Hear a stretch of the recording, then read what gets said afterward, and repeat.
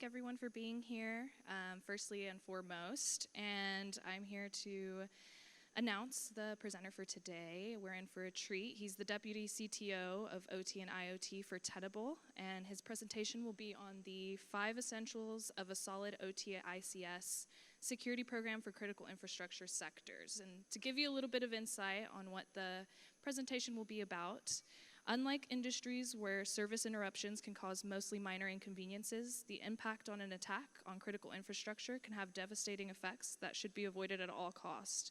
That's why organizations in this sector need a solid OT-ICS security program. So I ask you to help me welcome Marty Edwards.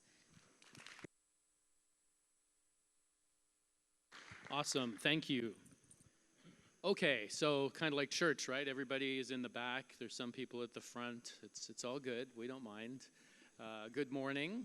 A little bit of a poll maybe before I get going here. So we are in the ICS or OT track, but how many of you would consider yourselves sort of OT engineering operations, you know, hard hats, Nomex coveralls sort of people? Okay, and how many people would consider themselves more CISO, InfoSec, IT security type people? Oh, good, okay. I just want to, I kind of always want to figure out where I want to take the majority of my talk, right? So I think I've got enough sort of basic introduction to OT and ICS in here that will be good. So, yes, thank you for the introduction. Marty Edwards, I'm the Deputy Chief Technology Officer at Tenable for our OT practice. Before that, I was in the Department of Homeland Security and ran an organization that you may or may not have heard of. It was called the ICS CERT, the Industrial Control System Cyber Emergency Response Team, which is now part of CISA. You know, we've got a fairly small group here, so I actually would encourage you, if you have any questions along the way, poke your hand up. I'll come back with the microphone. We'll make sure to get the question on audio so that the folks that are doing a recording here have the question. But so let's go. So what I'm going to talk through here, and you know, agendas for me are sort of squishy. I take my talks a little bit more fluidly, I guess. But firstly, I think that we need to recognize that we're not doing enough in OT security. We've been investing in IT security for years, for decades, but we have not invested enough. In some cases, we haven't invested anything in OT security. And so hopefully I'll convince you that we need to make some investments here and that this is a solid, like Mark said in his earlier presentation, the ROI is good, right? We can actually get some benefit out of investing in OT security. Talk a little bit about ransomware and about the fact that you probably don't have a good inventory of what you have, where it is, what's on it, what's the configuration for it, you know, and basically have that recovery plan in place. Some more into visibility asset inventory, some slides my marketing department wants me to put in there to make you feel happy about Tenable. And then, you know, how does this information really matter? Right? Why are boards of directors and your chief information security officers starting to ask questions about OT? And what do they want to hear? You know, what type of data and information do they need coming back? So, firstly, I said we aren't doing enough. And in some cases, I don't think we're doing anything, where it's a sort of an avoidance discussion, right? It's like, oh, OT. The IT people are scared of it. The OT people are way too protective of it. It's like, oh, IT's going to break everything in my system. This is not true. It's a collaborative environment. We can work together. We all work for the same companies, right?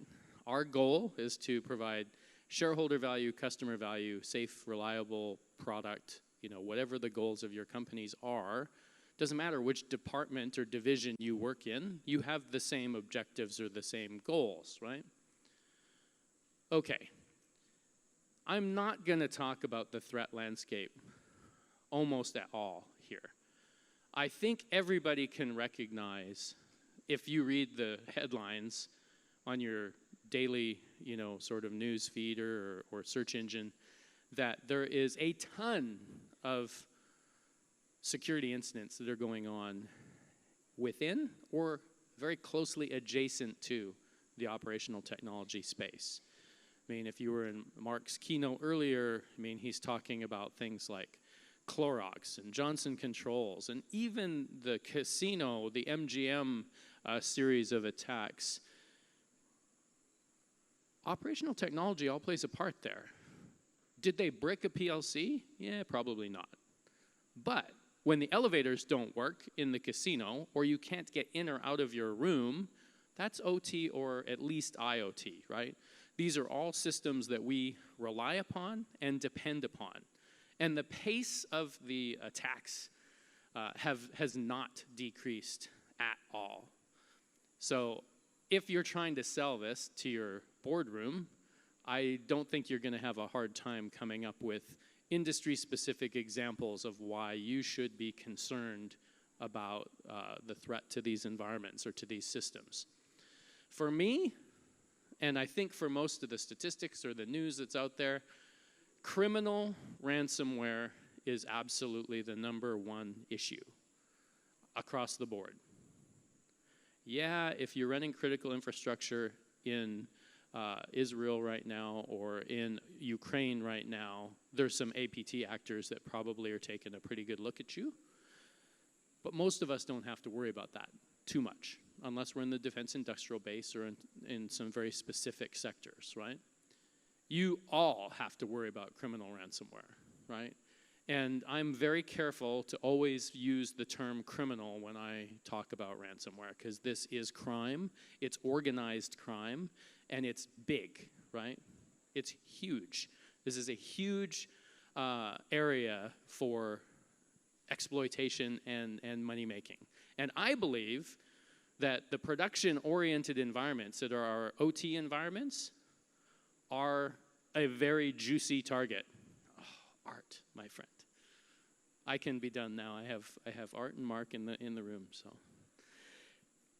And people ask me why, Marty, do you keep predicting that OT is going to continue to be a juicy target or an attractive target for criminal operators? And it's like the old bank robber guy said, he'd said, why do you rob banks? He said, well, that's where the money is. Well, guess what? The OT system is where the money is, right? That's what keeps your factory running. That's what keeps your plant running. That's what's manufacturing whatever it is you manufacture. It's keeping the lights on, the water flowing, etc. That is literally where all the money for the entire organization comes from if you produce any product. Stop. Accounting, IT, human resources, everything else is all cost center. The factory makes the profit. The factory makes the product that you sell that makes the money, unless you're a service organization, and we can talk about that as well. The other thing I think that people worry or are concerned about is that we're not ready for OT security. The technology is not ready for us to do this, or we're going to break stuff. I disagree. For the last 10 plus years out of my 30 plus year career, I've been working almost exclusively in the technology side of the house, and there's been a ton of innovation there. We have OT specific solutions. Gartner says that we are right at the peak of heading up into the productivity curve here, right? It's not something over here on the left that is still sort of vaporware. We're in the mass adoption slope of enlightenment phase, right? So, good time to invest in OT cybersecurity. The next one I hear all the time, there's no ROI in security. Security is always a cost center. I loved that Mark had a bullet on one of his slides that said, cybersecurity investment actually has pretty good ROI. If it is preventative, right? I mean, it's cost avoidance. If you can prevent $100 million worth of production loss or loss of revenue to your casino operations in 1 quarter, that was what MGM posted for their Q3 or 4 results this year, right? That they will have an impact of $100 million. I think, was it with a B? It could have been with a B with MGM.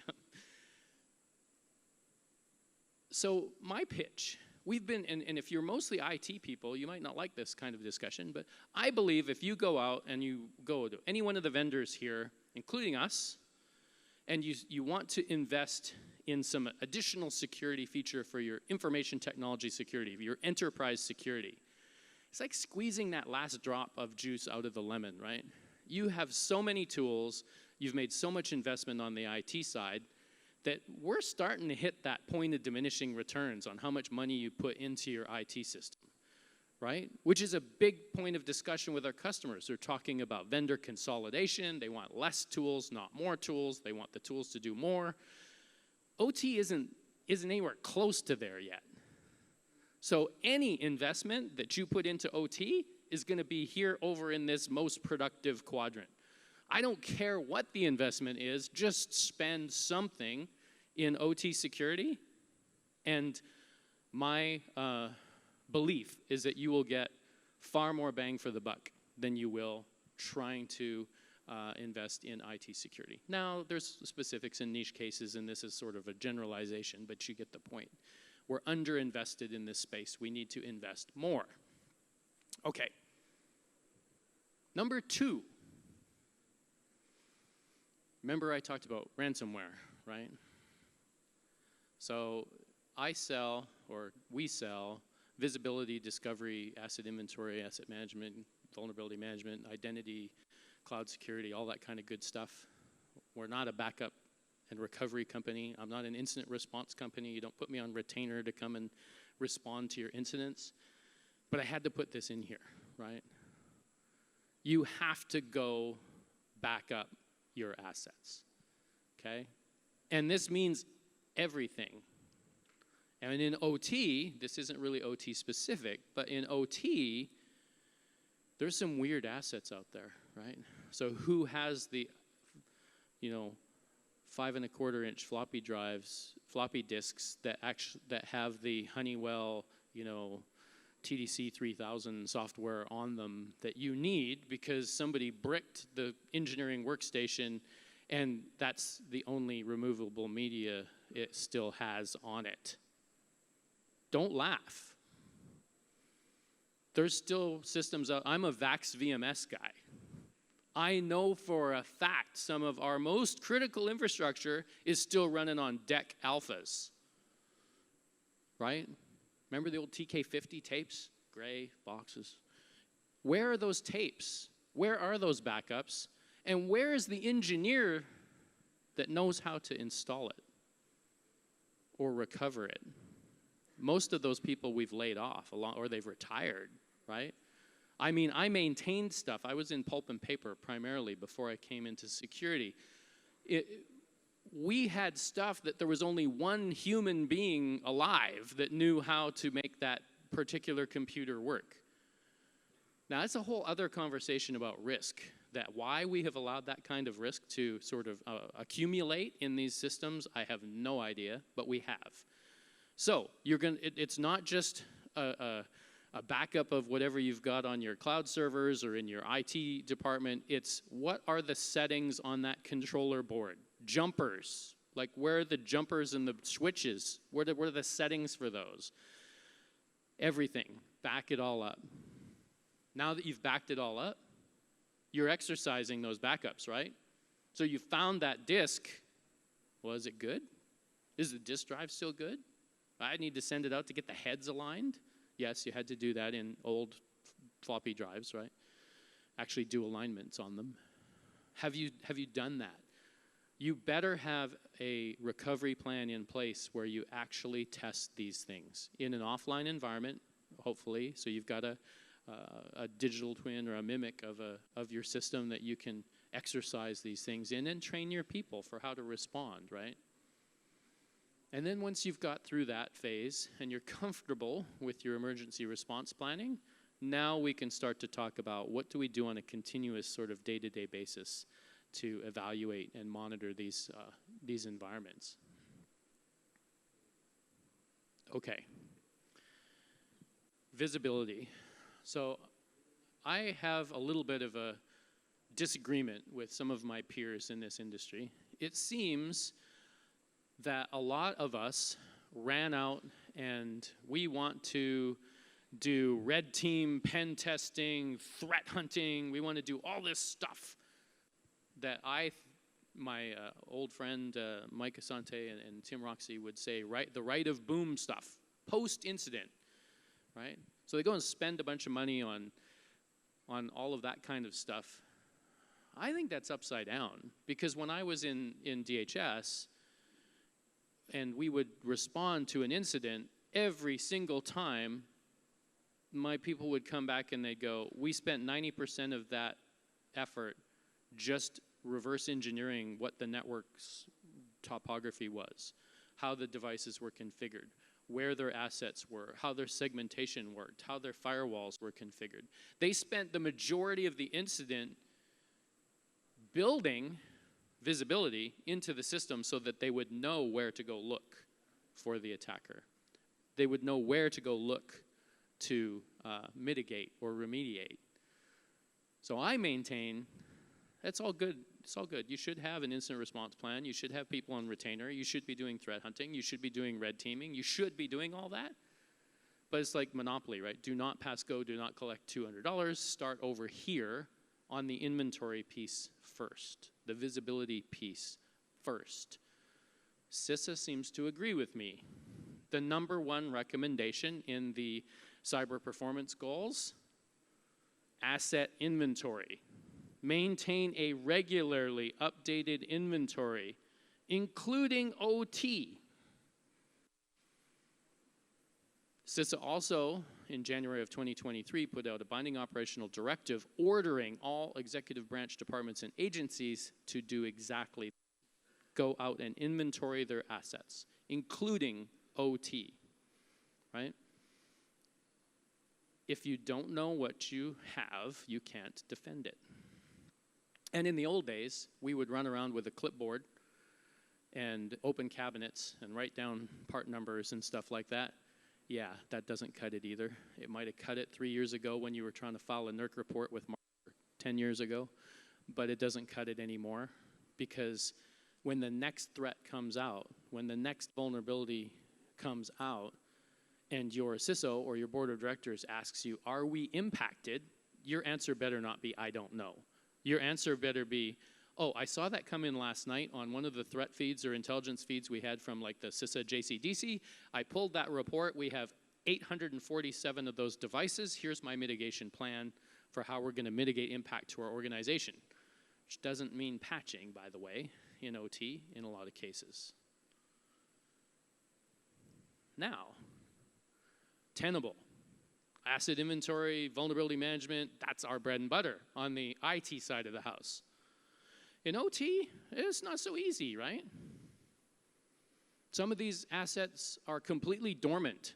These networks, these devices have been built so that they do not speak unless they are spoken to. You will wait weeks, months perhaps, for them to wake up and put some sort of useful information on the wire that lets you identify it if you're relying on passive-only kind of techniques.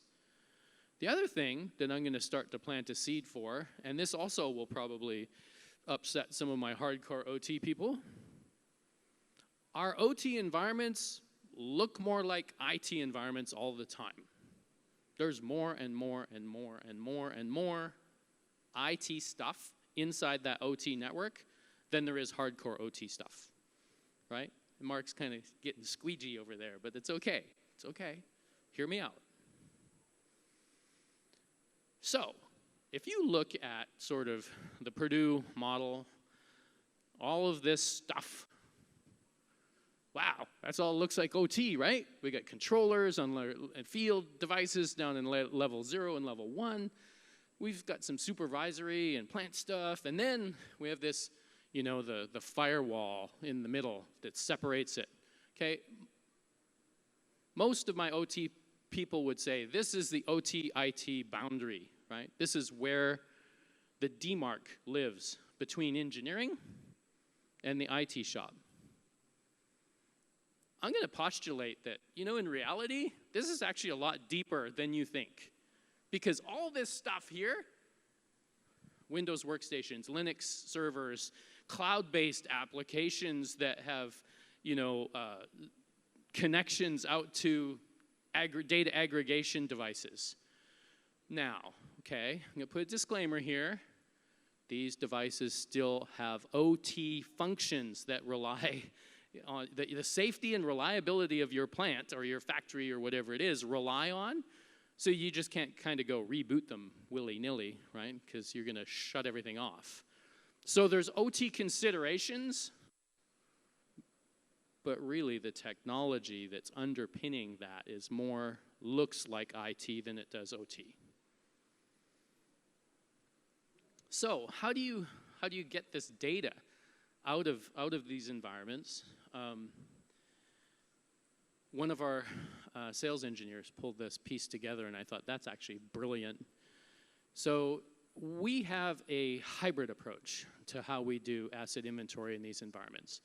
For years and years and years, Tenable included, the industry said, thou shalt only listen to an OT system. You shouldn't do any active scanning or probing or any kind of conversations with these systems, right? Because you'll break them. 20 years ago, that was absolute truth. And if you have a legacy environment, you should absolutely be careful about what you're doing in these environments.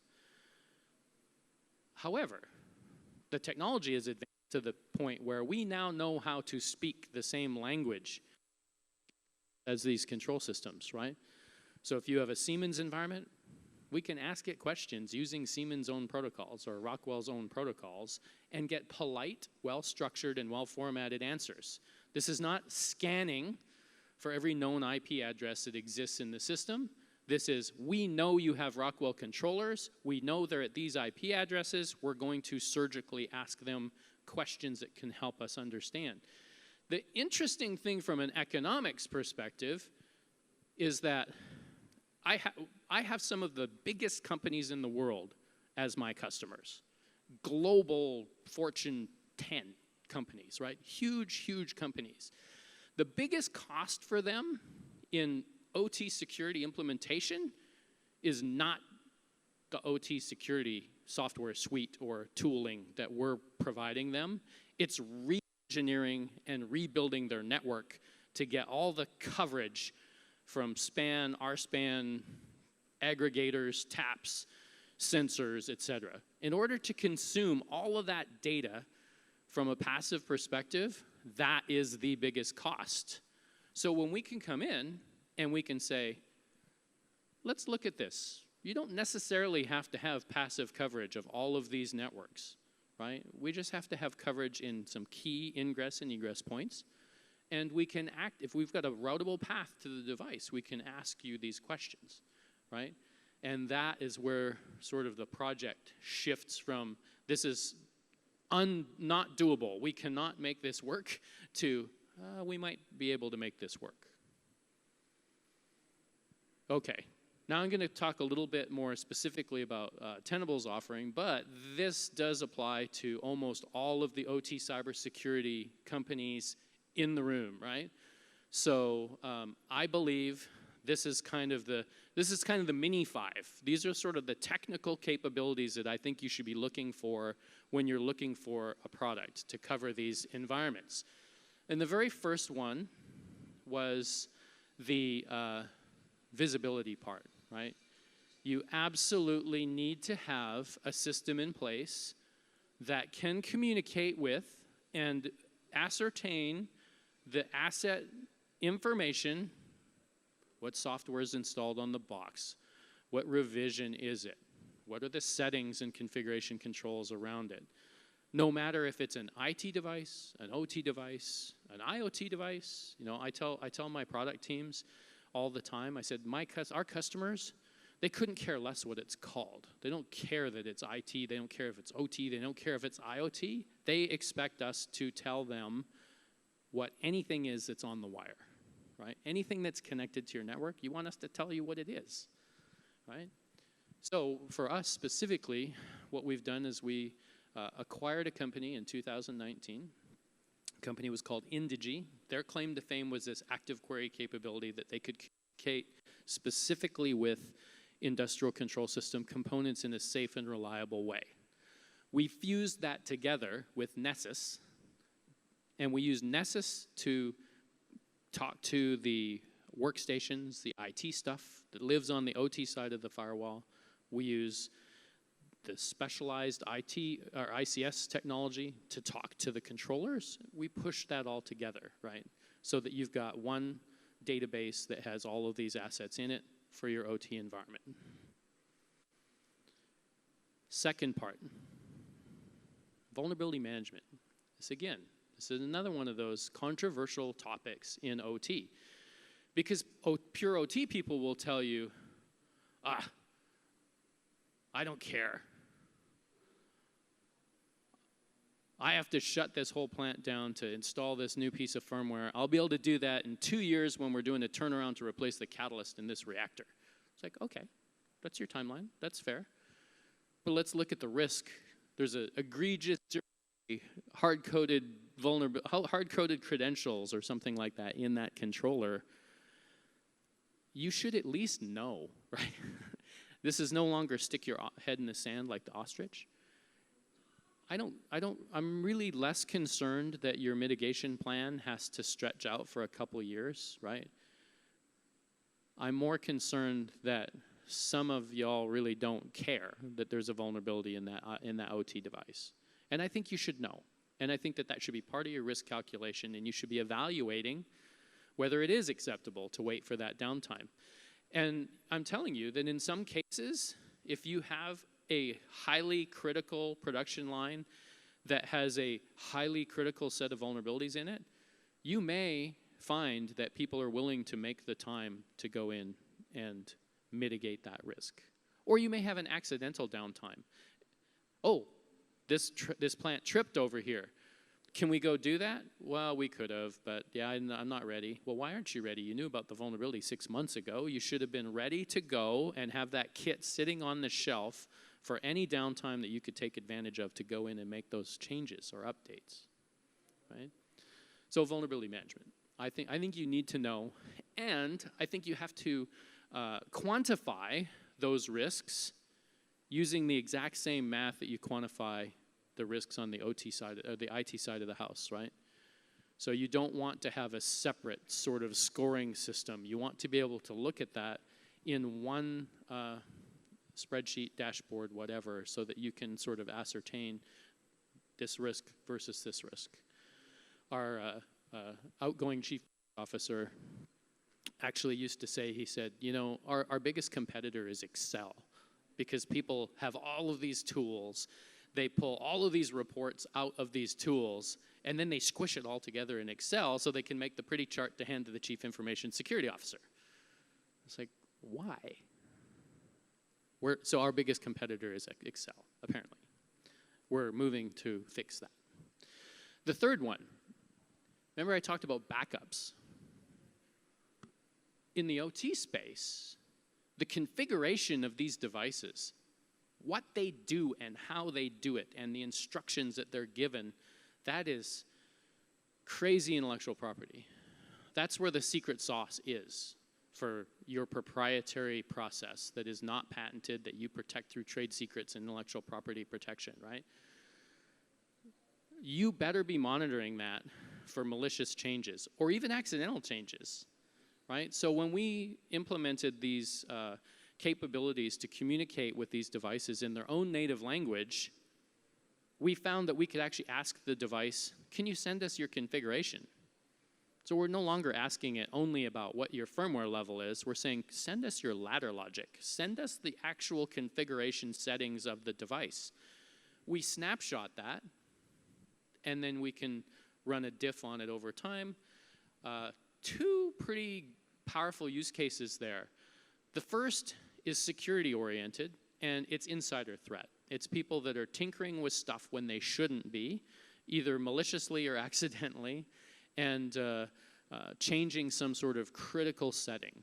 The ability to go back and look at what that was over time and how it's changed is hugely powerful. And most of the OT vendors provide you this in one way or another if you buy it from them. I think one of the features that we have is we're kind of vendor agnostic, right? So you can kind of group all this together. The second one is more from a productivity perspective. Some of the OT engineering people and the operations people find this function or feature, they couldn't care less that there's a security platform in place. All they know is that that robot that was painting that device on the assembly line did something strange, and we have a bunch of cars now that are off spec. The paint's not the right quality. What changed and how? And they go back in the system and look and find it, and then they can get their quality or get their production back on track. And so I have several global manufacturers that this is the best thing since sliced bread for them. And I think it really works with the backup conversation. Okay, now that you've got all your assets in place, you are querying or polling those assets for information, you know where they are, you know how they're communicating. Now's the time to start doing traditional intrusion detection type stuff, right?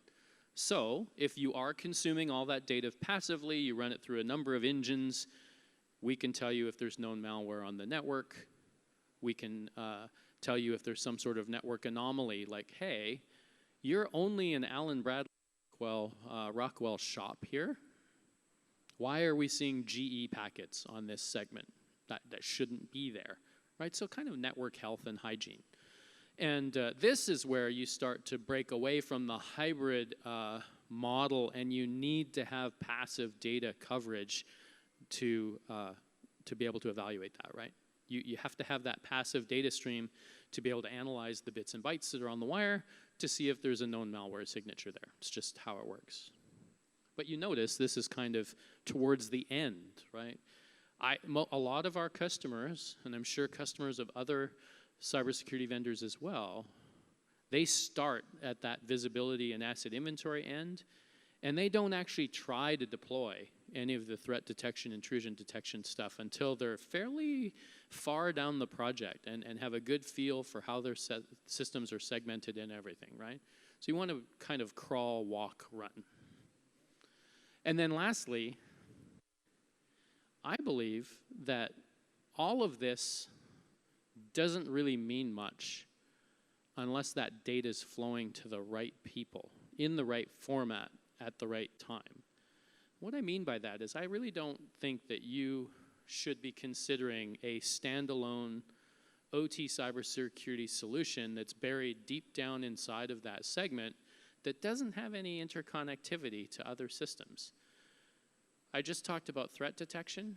Most people don't want to stick an analyst down in that OT environment looking at that OT sort of threat dashboard. They want that in Splunk. They want that in their SIM so that the people in the SOC are getting that aggregate view of that data from any and all of those sensors, whether they're on OT environments, whether they're in IT environments, whether they're in IoT environments, whether they're coming from some cloud service that you have, right?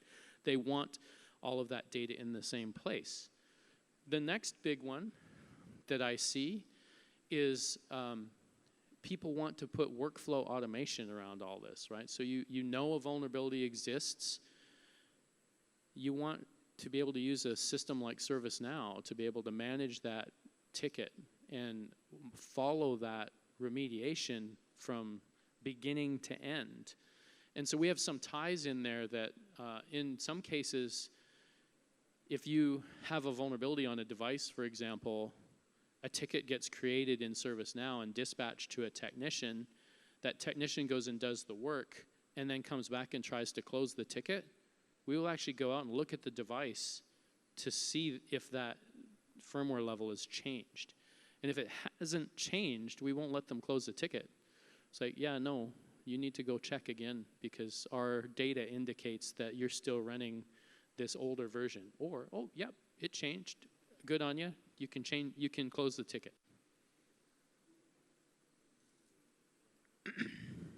So that type of integration, I believe, in the OT space is extremely important, right? These are no longer kind of standalone, isolated. If you want to use the word air gap, you can. We're no longer in that camp. There are some very few select installations that are isolated and air gapped, and I'm happy to chat with you about how to work in those environments, but that is absolutely a cost-prohibitive way of designing it. You need dual-person control. You got to. The inordinate amount of expense goes into maintaining the security of those types of environments. Okay. So, any questions up to now? I encouraged you all to ask questions, but it's like you're either looking at your phone trying to find out what session I'm going to next, or you're testing ChatGPT because Mark told you to. So you're trying to formulate the question for Marty based off of ChatGPT. Yeah, that's bad. No? Okay. So the integration slide was kind of a lead into, if you sit in the IT security shop or the Chief Information Security Officer shop, all of this data that's in this OT environment about the security is really kind of useless unless it gets to the right people that have the ability to make the decision and the data to make the decision, right? An example I used to use about risk and about how we've taken on extraordinary amounts of risk in the OT space. And it's been like junior engineers like me 20 years ago that accepted that risk on the behalf of the company. There's no way I had the authority to do that. So things like, oh, well, I just put a modem over here on the engineering workstation because I get calls at 2 a.m. and it takes me 45 minutes to drive in from work. And so, you know, operations is really happy that Marty can roll over and log in from home and fix something. So I just did it. Well, did you look at the risk that exposed the company to, either from loss of intellectual property, malicious intrusion, you know, that sort of thing? No. Were we supposed to? And truthfully, 25 years ago, we probably didn't have a policy that we had a process for how to manage that risk. But we need now to get all of this data flowed up, right? And so part of the conversation about the investment at the beginning, I think when OT people realize that what they have been talking about is being discussed at the board of directors level, and they're talking about whether or not they should invest $2 million to fix this, and it's just another item of 20 on their agenda, it kind of blows their mind, right? Because they've been trying for 15 years to get some sort of investment in that system, but operations or the production people have no metrics that would allow them to invest in. It's like, do I get another widget per hour? No. Do I get... So there's really different buckets of money and economics at play here, right? So expose those risks to the right people and let them make the decision. I had a guy who worked for me, Julio Rodriguez, if anybody of you know those guys that I know. Anyway, Julio always would tell me, he would come to me and tell me something. I said, why did you just tell me that? He said, I didn't want to be the most senior person who knew, right? He always wanted to make sure somebody more senior knew what this risk was, because then he didn't have to be liable for it. So, and this isn't fantasy, right? A lot of people say, oh no, OT will be in engineering forever. IT shall never touch it. The metrics show, and I'm getting some nods from people I trust in the room, a lot of companies around the world are intentionally integrating, collaborating, morphing, merging, doing collaborative work between the CISO's office and the OT security people. Does that mean the OT security people now work for the CISO? Maybe, maybe not. Matrixed organizations, dashed lines, all that kind of stuff, right? But Gartner, in their recently released Market Guide for Operational Technology Security, said 82% of organizations that they dealt with were integrating OT security into their IT security areas, right? I talk to a ton of chief information security officers that come to us as longtime customers, and they go, yeah, I'm now responsible for OT security. I don't know what to do. Help me. That's what Marty does. Marty goes around and tries to help these individuals understand what risks they have and how they can systematically go about addressing those risks. And this, Mark had some really good examples of the SEC rule changes. This is not fantasy, people. The SEC is considering, I'm not sure they've done it yet, but they're considering making cybersecurity expertise a mandatory requirement at the board level. So if you remember back to when Sarbanes-Oxley was created, we had the financial meltdown, right?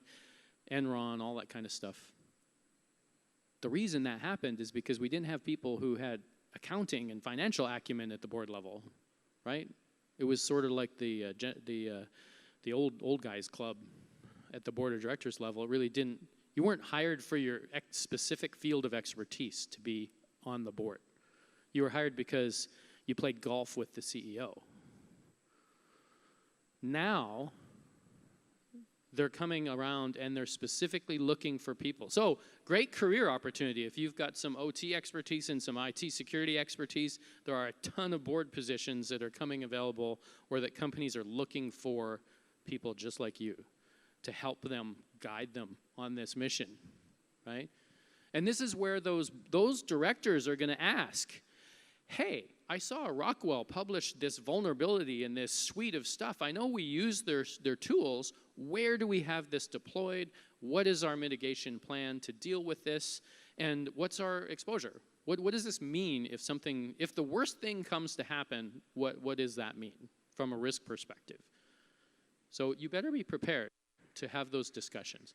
The other thing that's changing quite a bit around this is insurance. This is not a cyber insurance discussion, but a lot of companies and insurance companies have basically said, yeah, we're not going to give you insurance unless you can prove to us that you have systems in place to do your due diligence. And from Tenable's perspective, we get customers and their insurers coming to us to connect into our systems with our APIs to suck that data out into their own analytical platform, right? So this is not you providing a piece of paper across the table. This is, they want to see everything on your network and how you're managing that risk in real time in order to make decisions about, are we going to insure you? If we are, what are the rates that you're going to pay? What are those thresholds, right? This is becoming a much more tightly knit ecosystem. So, if we go back, remember I postulated, probably unpopularly, right, that IT stuff exists in this sort of middleware domain in your OT networks. I believe that means you need to have a vendor that understands both IT and OT. There's some great technology out there in the OT security space, right? We have some of it, right? You should have some of it, not just from us, but from others. But when you're making these buying decisions, I believe you need to start thinking through well, if I have a Windows workstation or Windows Server implementation on the OT side and on the IT side, shouldn't we be using some of the same technology to ascertain the risk to the company for that individual system? Or do you really want to still have to glue that together with an Excel spreadsheet? Because that's what you'll be doing if you go with these sort of standalone solutions. So that's it for me. I'm happy to take any and all questions. Yeah, so that's the story, right? So let's go through them again. Do anything. Any investment in OT security is a good investment. You will have good ROI, and nobody will question whether you're going to get value out of that, I believe. If they are, send them to me and we'll have a chat. Number 2, make sure you got that disaster recovery plan, backups, and all that kind of stuff in place, including in those weird esoteric OT devices that the entire plant relies on. I guarantee you, as painful as ransomware and that is, recovering from your engineering workstation being down or bricked or offline is an order of magnitude or 2 orders of magnitude better than when you don't have the configuration for that core router that nobody knows about, or that OT device that 72-year-old engineer who retired 5 years ago has in his brain, his or her brain. Number 3, visibility, asset identification. I think you have to start there. Then you can move on to the more interesting, elaborate things like threat detection, threat hunting, etc. And then get it in the system, in a system that you can share with your chief information security officer. Anyway, questions? There has to be some. Either that or I bored you to death. Patrick, you're not allowed to ask questions. I get that all the time. Okay. You get to see both OT and IT. Got that. Where do most of the OT attacks start? Is it OT-centric or is it on the IT side? It's a great question. So Patrick's question is, where do these attacks come from? Rockwell, I think just this last week or recently put out a report, and I can't remember the exact figure, but it was something like 60 or 80% of the OT attacks originate on the IT side of the house, right? There are a few exceptions. I think if I remember like Target or Home Depot or something like that, it was the point of sale or the HVAC. So there are some IT attacks that can originate in these side systems. I believe that the biggest threat to the OT environment comes through the IT environment, right?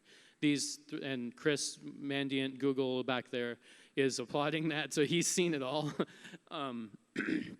Threat actors are looking to gain access to your corporate environment, harvest those credentials, pivot into the OT environment. Oh, by the way, are you sharing domain information or trust relationships between your IT and OT domains? And how are you doing identity management in your OT space and all that kind of stuff? Ton of other questions, right? But good question, Pat.